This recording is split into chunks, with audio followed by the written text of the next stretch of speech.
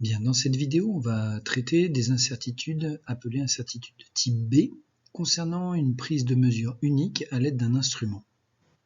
Elles dépendent de l'instrument, mais aussi de la façon de l'utiliser, et notamment on va préciser le cas de la double lecture. Donc dans nos instruments, on va pouvoir avoir différents instruments jaugés ou gradués, indiquant leur précision, et puis le protocole à suivre pour les utiliser. On aura des éprouvettes graduées, des burettes, des pH-mètres, des spectrophotomètres où l'on mesurera l'absorbance, les conductimètres, jaugés ou gradués.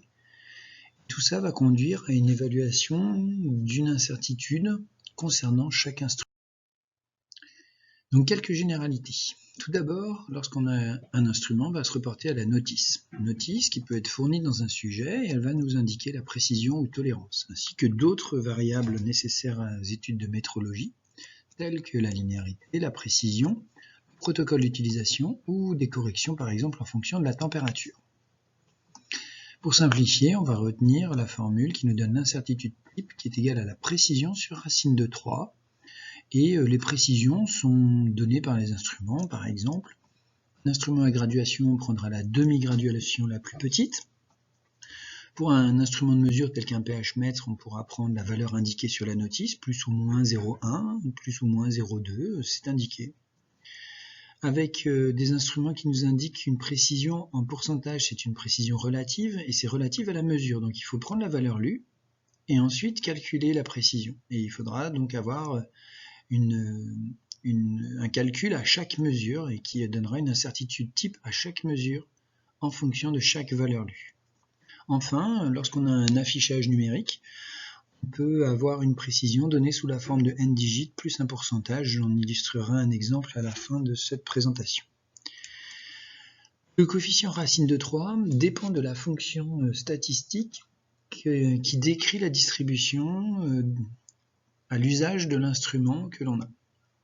Et donc, c'est une donnée qui doit être fournie à l'expérimentateur pour corriger ceci. En l'absence de toute indication, on prendra P sur racine de 3. Alors, lorsque l'on calcule des incertitudes, il arrive parfois qu'on utilise un instrument en double lecture. Alors, qu'est-ce que c'est la double lecture? Eh bien, on a régulièrement le cas lorsque l'on a des graduations. Et lorsqu'on a des graduations, l'incertitude de lecture est égale à P sur racine de 3. Bon, sans autre précision. À ce moment-là, avec une demi-graduation, on va obtenir une incertitude type de A sur racine de 12. Lorsqu'on en est en double lecture, tel qu'avec une burette, on va faire deux lectures, comme avec une règle. Dans un premier temps, on va lire le 0 ou régler le 0. On positionne sa règle ou on ajuste la burette à 0.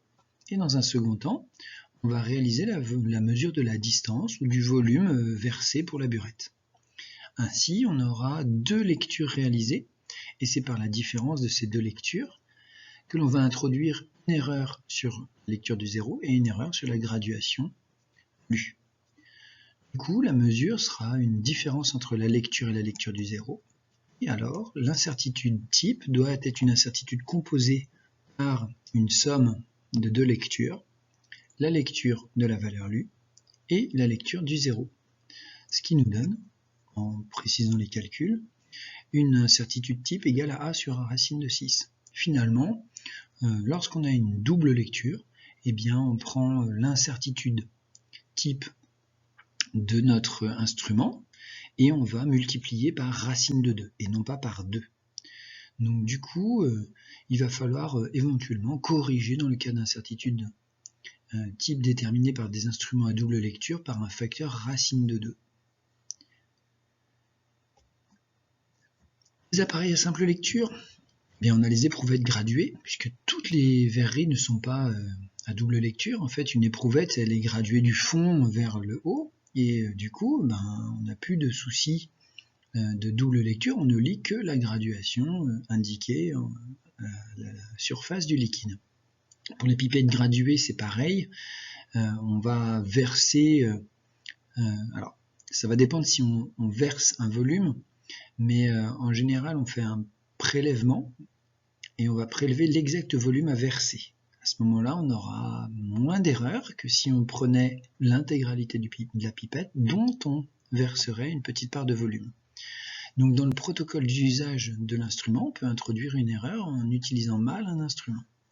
Le pied à coulisses, le réglage du zéro ne se fait pas, on n'a qu'une seule graduation qui est lue lorsque l'appareil est réglé, tout comme le palmer. Et pour les bêches graduées, on est dans la configuration de l'éprouvette, donc on n'a qu'une simple lecture. Alors allons un petit peu plus loin, et puis déterminons les diverses incertitudes types en fonction des instruments. Donc on a dit que notre incertitude type sur la mesure G est égale à P sur racine de 3, mais là ça présuppose que la distribution est une distribution uniforme de probabilité autour de la valeur mesurée G. À ce moment-là, toutes les valeurs dans l'encadrement proposé ont la même probabilité d'être obtenues.